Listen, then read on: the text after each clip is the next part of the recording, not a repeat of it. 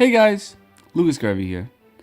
This is part 4 of my Dissecting Visual Aesthetic series. I'd recommend watching part 1, in which I talk about space, before watching this. Today, we're talking about movement. Movement is interesting because of all the arts, it is the most prevalent in film. There are two types of movement: actual movement and relative movement. Actual movement is when something actually moves. Whether it's someone walking or a bird flying, the subject is actually moving through space. Relative movement is when an object is given movement through the movement of the film's perspective.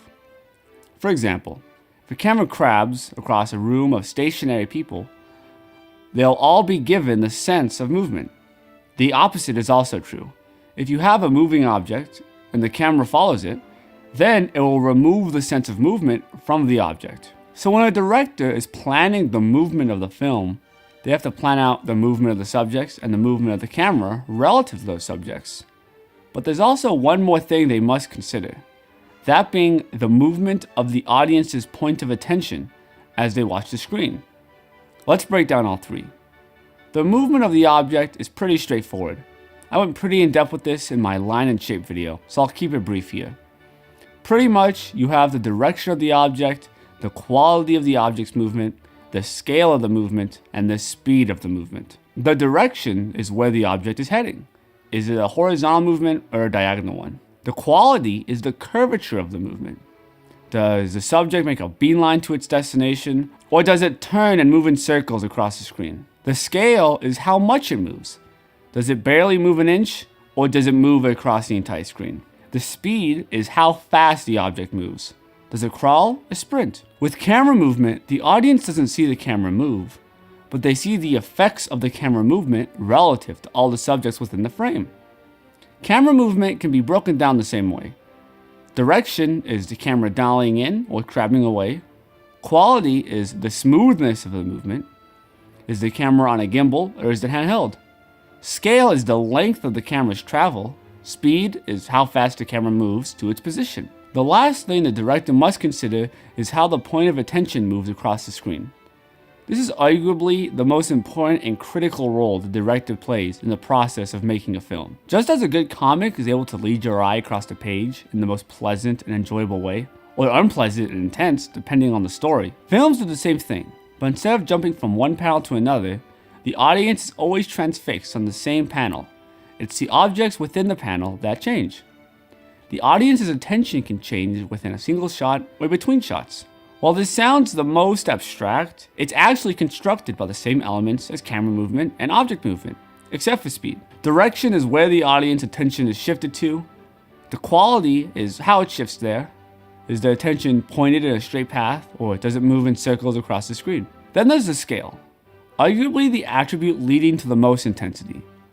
How far do the viewers have to move their attention? Do their eyes dart back and forth between two characters that are right next to one another, or two characters that are on the opposite side of the screen? Intense movement of attention across the screen can actually lead to fatigue, particularly on larger screens, and even confusion if it's intense enough. So if you notice your eyes darting across the screen during a particular scene, take note that this is another tool the director is using to create impact. So with all the technical and granular information discussed, how does the director use all of this?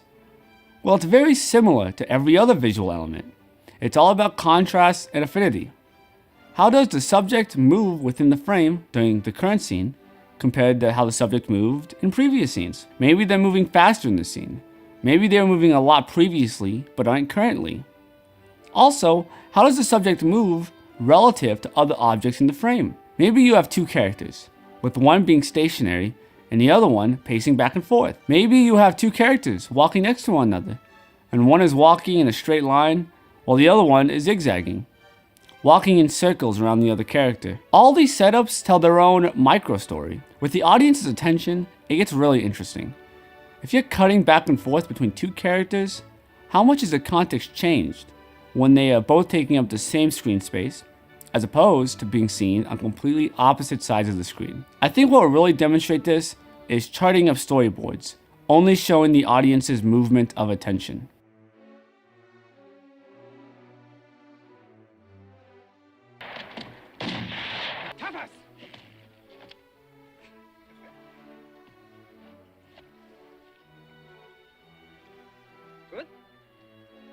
It's all right. This is a Harriet's well. The Harriet had a dirty people.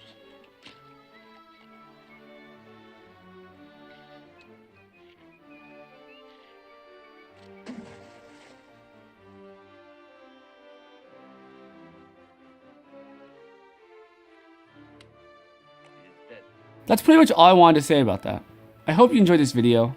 If you did, give it a like.